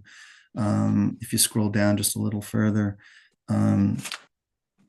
we can only get grants for class 2 roads. Class 3 roads are on us. And so, it's important we have the money to be able to do these. So what I've been diligently trying to do is replace a lot of culverts in town. And do all the necessary culvert work before we put in the road, improve the roads and repave them. So that's a lot of the work that has to be done ahead of time. So, and as you can see, we're setting money aside for that. And I have it broken down, to different roads we're going to do over time. So I think we've been trying to get a grant for Beaver Meadow, the second part of Beaver Meadow, the next 2 miles down, for a couple of years. We haven't gotten it, but I was told we're probably going to get it this year. So that'll be a grant we get from the state. So that'll help. And and I think we have a bridge fund here, and I think we have money that we've been able to set aside, including, I think, the Moore Lane Bridge and other things that we have coming up for our bridges, based on our bridge report that we put together a couple years ago. So Is the Route 132 culvert replacement about done? There's one more that was going to go in soon, right? Large one. I have a structures grant out there for the for 132 that I'm hoping to get done. I'm going to be working on a design this coming winter and with Hammond Engineering, and if things go well and we can get the necessary easements from the owners, the intention is to replace that, and then a number of culverts down 132. There's a significant rebuild that has to happen in the middle section of that, significant one, because it's in such bad condition. So that's part of that overall capital layout here to have the necessary funding in place for that. So when all those culverts are in good shape, would that road be eligible for sort of more intensive treatment, maybe with support from the state, because it's so narrow? It's just, there's no shoulder in a lot of the places, or you're just stuck with that because of the terrain. Well, in the middle section, it's going to require rebuild. And at that point, I was going to be looking at, of course, that drives up costs when we have a lot of hills and twists and turns and narrow areas. And that requires, anytime you widen it, it requires easements. It requires, more It's very complicated. Yes. Yeah, it starts to increase in pricing. So I guess it's just a balance. When we bring an engineer on for that, we'll talk about that and we'll start quantifying exactly what kind of balance we can provide here between, maintaining safety, providing the proper guardrails and the necessary lines of sight as best we can, because they're very difficult out there. And that's in the future. That's not this budget. That's, that's down the line. Years out. Yes, correct. Yeah. Mm-hmm. Thank you. Mm-hmm. Chris. Yes. Thank you for this level of detail. I'm looking forward to looking at this capital plan when I can zoom in better. Because but with squinting, it still looks good. Do you have down to the level of detail? Do you have the town used to have a paving plan and a culvert replacement plan a long time ago. Do you have a similar one where sort of the large culverts that you want to replace, and then kind of where they sit on your replacement calendar, and do you have paving sort of in the rotation for like specifically for each road, X number of years, and do those plans inform what you're asking for your designated fund appropriation? Yes, we stripped a lot of that out because it was going to get very busy. Sure. A lot of detail. They'd be different. Yeah, so basically it's just in here, it's built in already, but we sort of just simplified it to keep it sort of something that everybody can look at. But yes, it's married up to what my plan is over the next 5 to 8 years. Yeah. Okay, awesome. And will that get us up? Like, one of the things that really concerns me is hardening our infrastructure so that when we get hit with, the storms that we're gonna get hit with, the culverts are ready to receive the amount of water they're gonna receive so we're not always fixing something, so we're preparing ahead versus fixing things that break. And so I'm assuming that your culvert replacement plan is kind of, gets us up to the current, replaces all the big pieces of infrastructure so that we are at like current standards. Yes, I mean, it is to, we need to do that because if culverts are undersized, especially if they're under 18 inches, then they will not even be allowed to be considered for FEMA funding. But to that point, with FEMA funding, I just wanted to mention that I would not hold out a lot. We sort of made it under the wire. I think we were lucky, I guess, to a certain extent. I don't, from what I hear and from towns around up where I live, FEMA is not what FEMA was. And I don't anticipate Vermont getting a lot of money from the federal government in the near future because of the amount of money that has been sent into Vermont over the last number of years here. So I've been told. And so I was going to mention this. I think it's important that the town really start thinking about making sure that there's emergency funding for the town, or at least recognizing the fact that if something does happen of significance, like we did, a couple of years ago, that, we have a plan in place either to access money or to, set aside money and plan for the future for, emergencies, at least a couple $1 million, because that money can go quick. And we had that damage over on Mitchell Brook Road this past year. Luckily, the state was able to. We still haven't gotten it yet, but they've promised it to us that we're going to get an emergency grant for $100,000 to cover our expenses on that one. Not all of them, but at least a chunk of it. But these are money is a big issue today. It's big, even with the state too, because they're feeling the effects of the federal government not providing as much funding anymore, at least over the near term. So, yeah, I'm glad to hear you say that. And that's what I was hearing about the FEMA funding driving up too. And I guess, and also proactively fixing things. I'd fit the rule of thumb, but it costs 3 times as much to fix things that are broken versus repair them ahead of time. And so, I'm glad that you have this process, or the planning set up to do that. I just wanted to echo, Chris and I talked about this a couple of times throughout the budgeting process, and I know the board has thought about this. So not for tonight, probably let's get into kind of the end of this. Let's get a little better feel on surplus over the past year and what we might have to work with. But I think it would be wise to really set up some kind of a reserve fund, ask the voters potentially to appropriate some surplus into an emergency road repair. Knowing Specifically for road. Knowing we're going to face future climate issues and weather events, and not feeling as secure that there's a FEMA there to bail us out. And so the scale of that, I think that 2017 one overnight event, it was like 3.1 million in damage. yeah, we won't be able to fully fund something No, here, but just we it should can be start thinking about it. on a Yeah. catastrophic scale. All right. Any more questions for Chris? No, that was A great. very good Thank you very much. presentation. Thank you.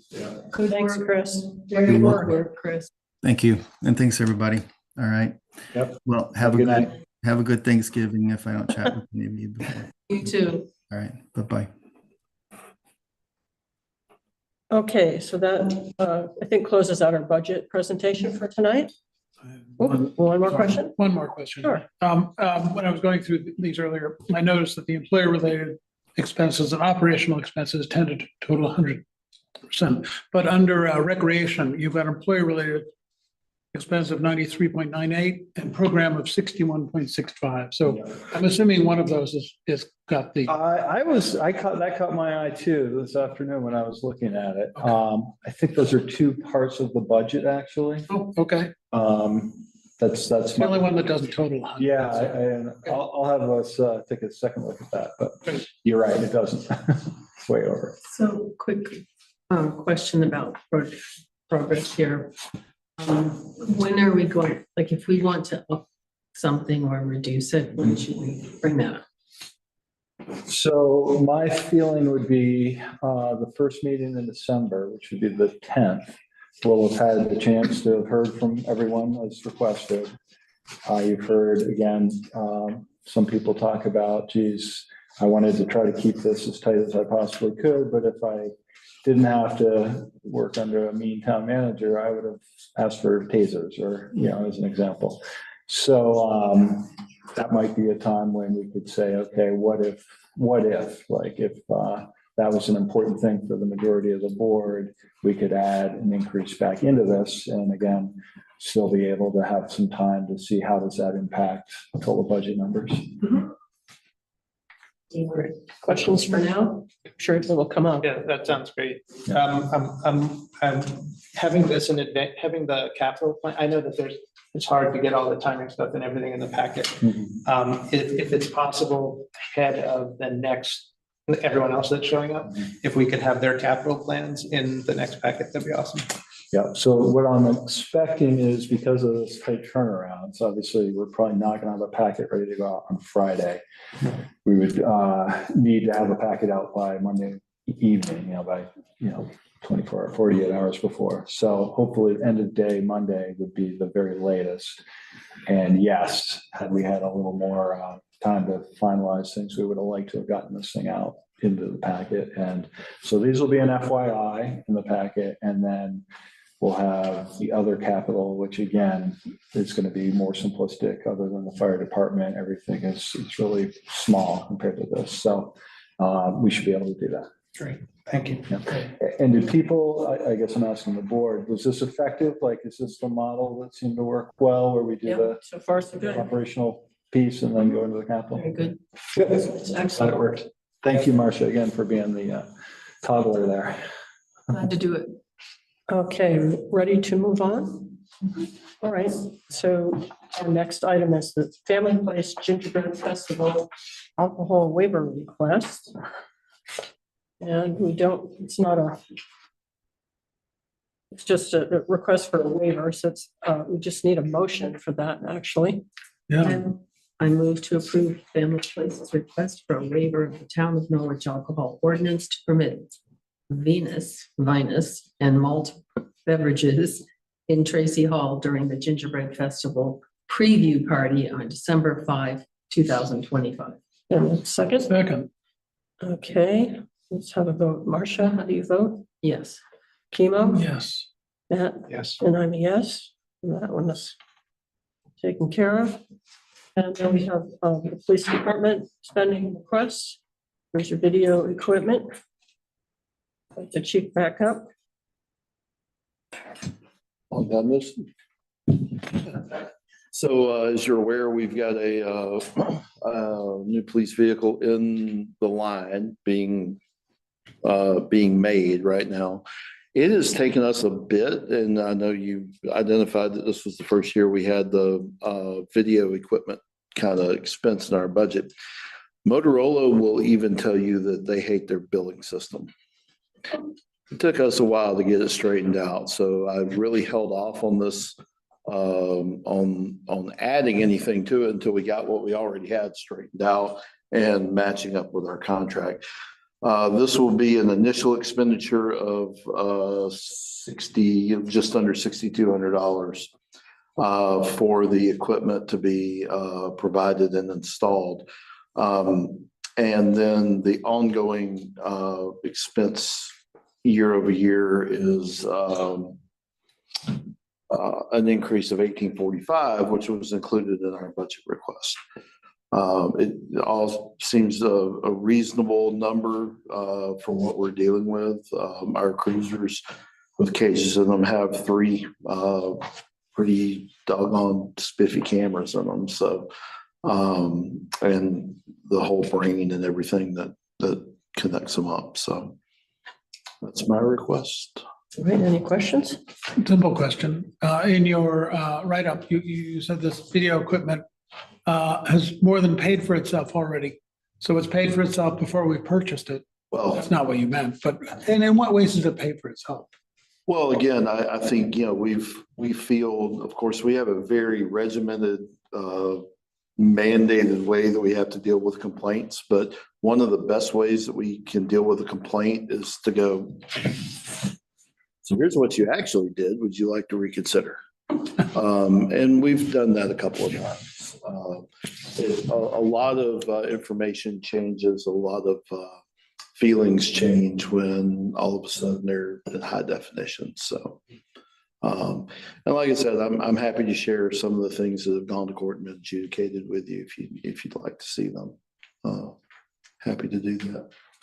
We and just the mechanism that Motorola uses, it's almost a solar system of equipment. So our radios talk to our cameras, talk to dispatch, and everything is sort of interrelated. I mean, when First Light went down over the weekend, it all crashed and burned and we were back to paper and pencils, but that's exceptionally rare for that to happen. So. Marcia? So I always worry about chain of custody stuff. So any issues with that? No, these are audit trailed to out the wazoo. It's really impressive. So we are the custodian. Well, I guess technically I am the custodian of all the records for that. So when we have a case that's going to the district attorney, once they hit arraignment, then we have 7 days statutorily to provide discovery. And then the whole discovery packet, I go right online and put the email, the state's attorney sends me a list of emails and they go in that email and they get a link. And it just goes right to them. They can do whatever they want to, but it never touches everything else. And then when sometimes the defense attorneys forget that they downloaded the video. Well, you downloaded it this date and time from this IP address. Very nice. Keeps them. Cool. So sometimes that happens, not very often though. Good. Honestly, there's two games. There's Ford and Chevy in this business in police video. It's Motorola and Axon, which is a parent company of Taser. And they both have their fundamental differences in what they do, but I've worked with both systems and they're all very impressive. Good to know. Do you have a question, Kimo? No, I'd like to move. Oh, okay. Go ahead. No? Yeah, I moved to authorize the expenditure of an amount not to exceed $6,200 from the Fund 11 Cruiser Fund for the purchase of police cruiser video equipment. Second. Okay. Further discussion? All right, Marcia? How do you vote? Yes. And Kimo? Yes. Matt? Yes. And I'm a yes. Okay. Thank you very much. Thank you. Thank you. Okay, travel some. Oh, yeah. Wait. For the road. Okay, now we're on item 7, opioid fund accounting. Brennan, would you like to? I would be happy explain to. this? So I included a memo in the packet.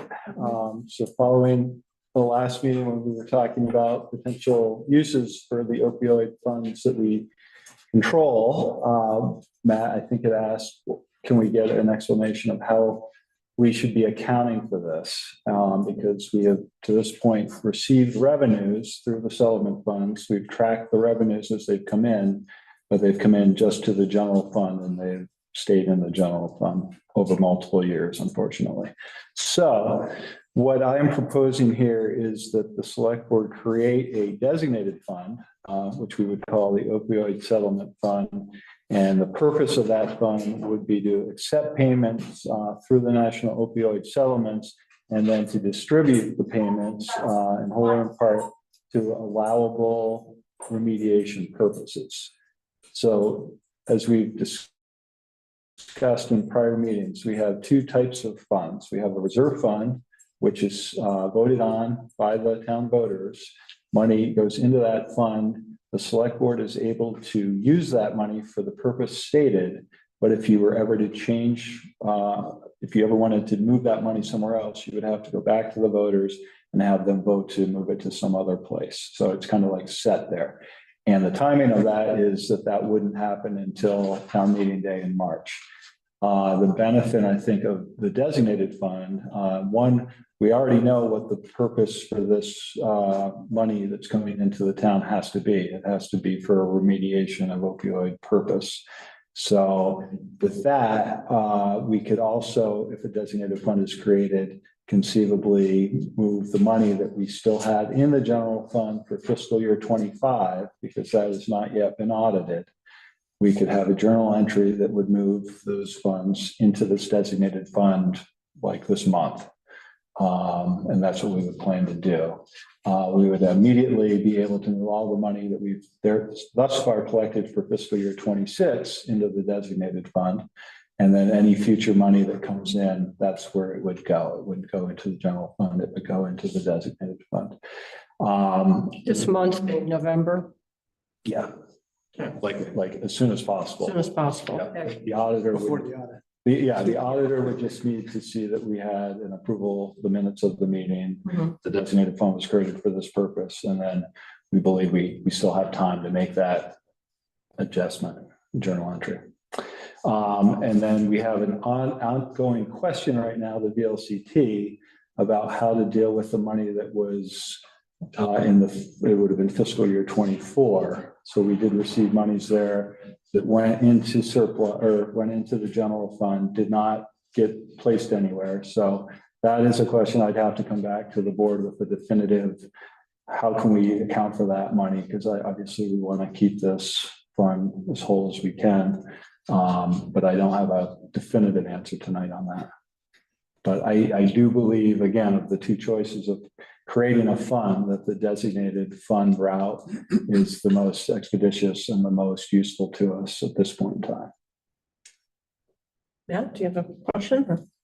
No, you pretty much in what you've just said, you've answered all the questions that I had. I'm assuming that you've talked to the auditor already and There is the understanding that we have time at this point still to have a journal entry that would, again, for fiscal year 25, it's not been closed and audited. Right. We would have a small window here to do this. Right, and then we'll wait for VLCT to kind of let us know how to catch up on the 24. If there's a way easily to do that, we need to get some guidance on that one. Okay, so it has not become surplus yet, and so because once it becomes surplus, then we would have to have a vote Then on you would it. have to ask the voters for 2025 to appropriate that to a reserve fund. Okay.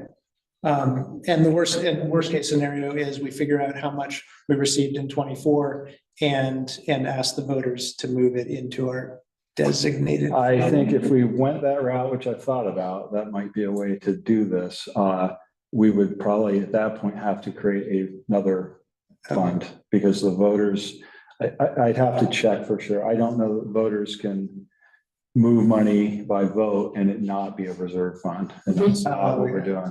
But we could conceivably have a short-term reserve fund where that first money could go in, that could get expended. And then again, we'd have the designated fund going forward for this. I'm not sure reserve is ever right because that's where the voters say this is what we want to use that money for. Mhm. They don't have that right. The money came from the national government to the states for a specific purpose. Mhm. And we agreed to take that money for a specific purpose. So it's earmarked and you can't put it to the voters for yes or no, do you want to do that? Well, Just send it back then? No, I don't think you do from my reading of things. the use of opioid settlement funds for other uses is disfavored. That's the language that is in the requirements or the guidance that they've given us. So it's not disallowed necessarily. In the worst case scenario, some of that money that went into the general fund went to fund the EMS, the fire department, the police department. I would, do a report at some point when money's been expended and explain that. I think we'd probably be fine. But again, I think VLCT, we've asked this question, so I think we should wait and try to have some kind of formal guidance and then have another discussion about how we do That piece of it. Year 24. Yeah. But we could make quite a bit of progress, I think, by setting up this designated fund, if we all agree to that tonight. Because then we could actually start thinking about distributing some of these funds. And this gets us around the requirement to put it in a reserve fund because of the calendar. Yeah, It has not become formally a surplus Surplus. amount at this point. that's why it's allowed for us to do it. Okay, So I'm hearing finance department bless this, auditor bless this, and so we're comfortable Yeah. with this. Okay. Somebody comfortable, you can move it?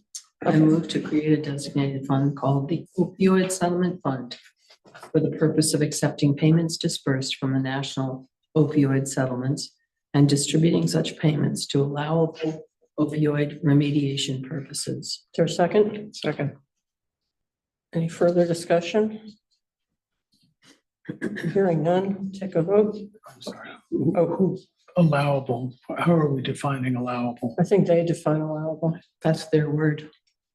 Yeah, that's They being the opioid remediation or the, the feds. oh, It's in the packet that they Yeah. give out about what you can spend it on if you. yeah, if I you just want choose to be get it. clear that that's being defined by somebody. Yeah. Yeah. All right, okay. Marcia, how do you vote? Yes. Chemo? Yes, Matt? Yes. Yes, very good.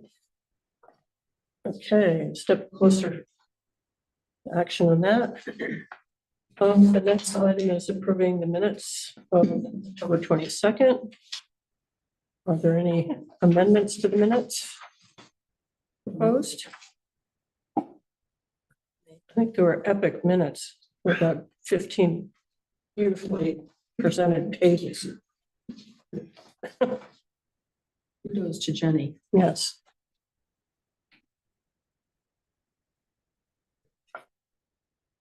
Well, I make a motion. sure. I move to approve the minutes for October 22, 2025 as presented. I have a second. second, Any further discussion? Hearing none, I guess we'll vote. Marcia, how do you vote? Yes. Chemo? yes, Matt? Yes. Yes. Okay, on to the AP warrants. So I'd like to move them. I move to approve AP warrant number 1413 in the amount of $720,968.76 to be paid from the general fund. AP warrant number 1414 in the amount of $39,666.41 to be paid from the Tracy Hall Fund. AP warrant number 1415 in the amount of $133.50 to be paid from the general fund. And AP warrant 1416 in the amount of $373.58 to be paid from the general fund. Thank you. Is there a second? second, Any questions? All right. Hearing none. Marcia, how do you vote? Yes. Chemo? yes, Matt? Yes. A yes. And are they here? They're here. We have to make sure that we sign them before. They should all be In there. in the packet. Okay, then we have receipt of correspondence. Correspondence was from Chris Katuki. Policy question about underground power lines and reply by the town manager. City of Lebanon, Department of Public Works about the 2026 solid waste fee schedule. Chris Katuki again, questions about the opioid settlement funds disbursement. And a reply from me about just the steps that we're taking to do the opioid settlement process. Correspondence from Christian Spalding about speeding on Church Street and concern about safety, especially for kids and pedestrians and cyclists. And a memo from Marcia Kelly regarding budget issues vis-a-vis elected officials. Those were the pieces of correspondence. Do we will need to move to receive the correspondence. Is there I move to receive all correspondence. okay, so let's do that. Okay. And any discussion of this correspondence?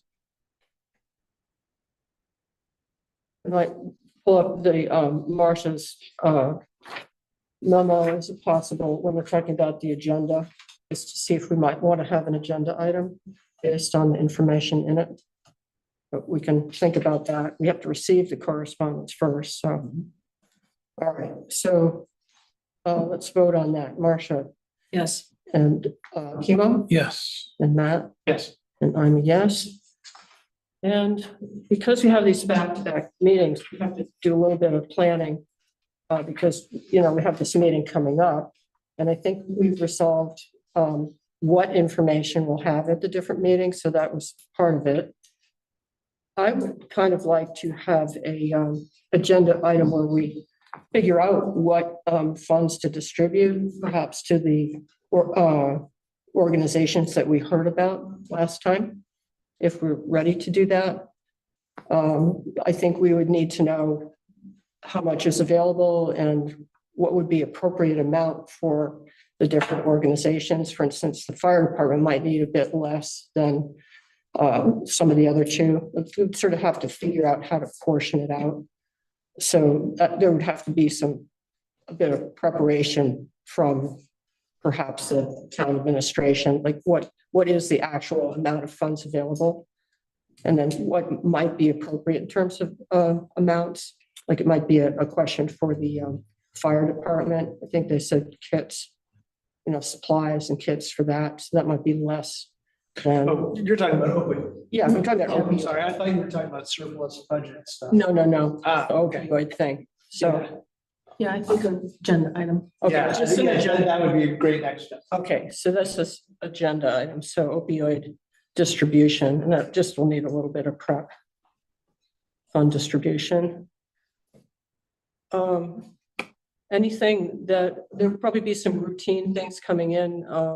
Brennan, as usual, like you know, we have to appropriate for sand or some kind of, you know, the Gingerbread Festival. Those things just sort of come up. So that will be, I think, whatever comes up that seems. The only one I can think of, two things. One, we were made aware that we need to appoint a delegate to the regional solid waste. Oh, right. I can't remember. I just thought of it earlier today after Miranda had left. So I need to confirm we've gotten a applicant or interested applicants, because I believe our deadline has passed and we did solicit that.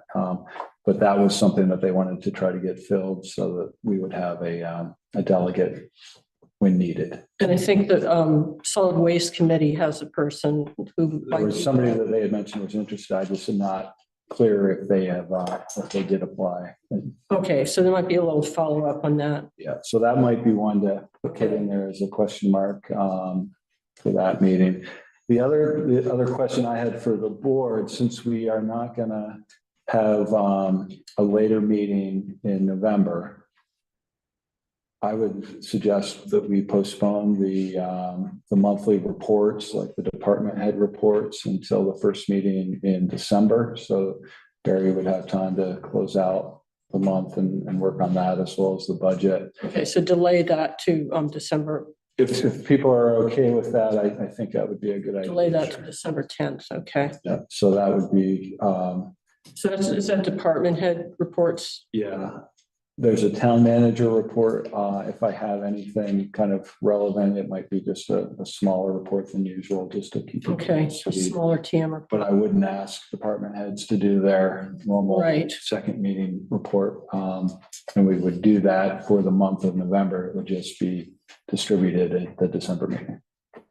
Okay, and at some point, I would like an agenda item regarding Marcia's memo. You know, I agree. I find it interesting.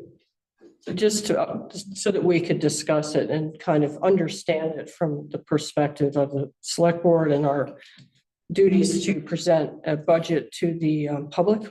That makes sense in that context. So maybe you want to do it for the next one, maybe, just to get started on it. Yeah, Sure. I'm also concerned about the issue that's brought up in there. Without any jurisdiction to make a vote for their pay, they've overpaid themselves and actually come into deficit funding. And I think presumably that's carrying on. So we need to, I think, decide, are we going to take money from somewhere else and pay them, or have they spent up?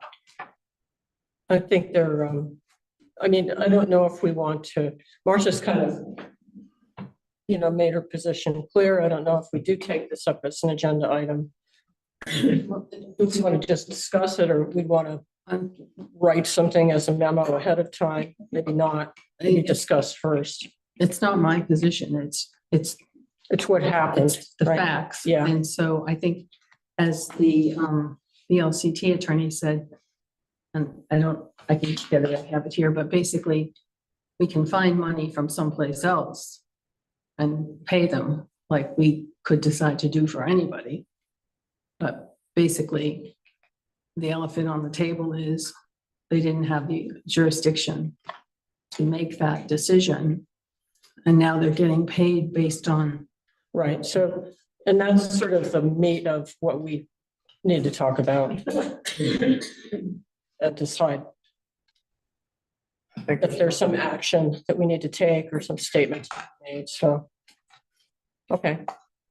Brian, Just to clarify the timing,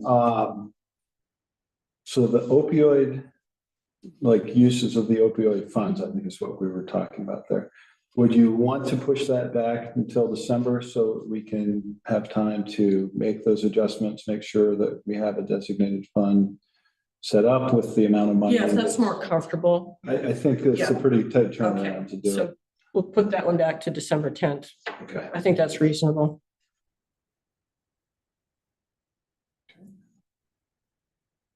Okay.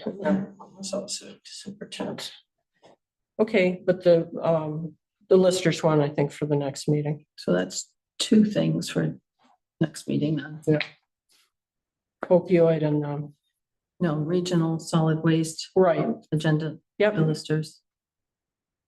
okay.